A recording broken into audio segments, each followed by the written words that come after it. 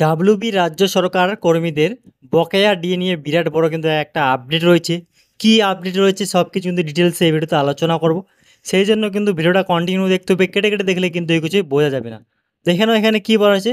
ডিআরস announcement, পুজোর আগেই পশ্চিমবঙ্গ রাজ্য সরকার কর্মীদের ডিএ নিয়ে বড় খবর, বকেয়া টাকা অ্যাকাউন্টে পেয়েছেন। তো কী আপডেট রয়েছে সব কিন্তু ডিটেলসে আলোচনা করে দিয়েছি। ভিডিওটা কিন্তু অবশ্যই কন্টিনিউ দেখতে হবে, কেটে কেটে দেখলে কিন্তু কিছু বোঝা যাবে না। দেখে নাও এখানে কি বলেছে। আর হ্যাঁ, অবশ্যই কিন্তু চ্যানেলটা সাবস্ক্রাইব করে রাখবে, আমি কিন্তু প্রতিনিয়ত এরকম আপডেট দিয়ে থাকি। দেখে নাও এখানে কি বলা আছে।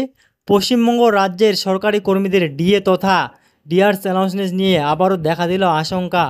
না, এবারে বকেয়া মহাকর্ষ ভাতা নয়, এবং বরং কি রাজ্য সরকার যে ডিএগুলি সম্প্রতিকালে বৃদ্ধি করেছে সেখানেই দেখা দিয়েছে বড়সড় গোলমিল। এখন পরের মাস থেকে ডিএ দেওয়া রাজ্য সরকার বন্ধ করে দেয় নাকি, সেটাই কিন্তু এখন চিন্তার বিষয় হয়ে উঠেছে। তো কী ব্যাপারটা সব কিছু কিন্তু আমি ক্লিয়ারভাবে এই ভিডিওতে আলোচনা করে দিচ্ছি। অবশ্যই কিন্তু কন্টিনিউ দেখতে হবে, কেটে কেটে দেখলে কিন্তু কিছুই বোঝা যাবে না। ঠিক আছে, দেখে নাও এখানে কি বলা হয়েছে। ডিআরএস অ্যালাউন্সনেস হাইক, রাজ্য সরকারি কর্মীরা বর্তমানে ষষ্ঠ বেতন কমিশনের আওতায় 14% হারে মহাকর্ষ ভাতা পান। শেষবার মার্চে পশ্চিমবঙ্গ সরকারের পক্ষ থেকে ঘোষণা করা হয়েছিল যে রাজ্য সরকারি কর্মচারীদের 4% ডিএ বৃদ্ধির সিদ্ধান্ত নেওয়া হয়েছে। এই বৃদ্ধি এপ্রিল মাস থেকে কার্যকর হবে। কর্মীরা পাবেন মে মাসে, কিন্তু বাস্তবে এপ্রিলের বেতনের সঙ্গে নয়, বরং মেয়ের বেতনের সঙ্গে সেই অতিরিক্ত ডিএ ঢোকে, যা কর্মীরা পেতে শুরু করেন জুন মাস থেকে। এরপর কি বলেছে দেখে নাও। এরপর হিসাব মতো এপ্রিল মাসের বকেয়া 4% এরিয়ার মিটিয়ে দেওয়ার সিদ্ধান্ত নেয় রাজ্য সরকার। জুলাই মাসের বেতন স্লিপে এপ্রিল মাসের জন্য 4% ডিএ এরিয়ারের টাকা অন্তর্ভুক্ত ছিল, কিন্তু শিক্ষানুরাগী ঐক্য মঞ্চের সাধারণ সম্পাদক কিঙ্কর অধিকারী অভিযোগ করেছেন জুলাই মাসে কর্মচারীদের বেতন স্লিপে প্রদত্ত 1 মাসের বকেয়া মহাকর্ষ ভাতার টাকা সঠিকভাবে প্রতিফলিত হয়নি, এবং তার অভিযোগ এই অর্থকে ইন্টারিম রিফিল হিসেবে দেখানো হয়েছে, যা পরবর্তীতে বিভিন্ন প্রশাসনিক কাজের ক্ষেত্রে সমস্যা সৃষ্টি করতে পারে।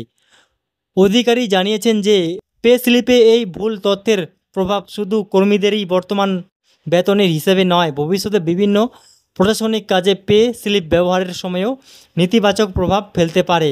শিক্ষা দপ্তরের কাছে অবিলম্বে এই ভুল সংশোধনের দাবি জানানো হয়েছে, কারণ এই ভুল তথ্য কর্মচারীদের কাজকর্মে বিশাল বিপত্তি তৈরি করতে পারে বলে তিনি মনে করেছেন। ঠিক আছে, তারপর কি বলেছে দেখে নাও। শিক্ষানুরাগী ঐক্য মঞ্চের সাধারণ সম্পাদক আরও বলেন যে অ্যানুয়াল স্টেটমেন্ট ডাউনলোড করলে দেখা যাচ্ছে যে বকেয়া মহাকর্ষ ভাতা সঠিকভাবে প্রতিফলিত হচ্ছে না। এই ধরনের ভুল তথ্য সম্পূর্ণভাবে অগ্রহণযোগ্য। আমরা আশা করছি সংশ্লিষ্ট কর্তৃপক্ষ দ্রুত এই ভুল সংশোধন করবে। ঠিক আছে, তারপর কি বলেছে দেখে নাও।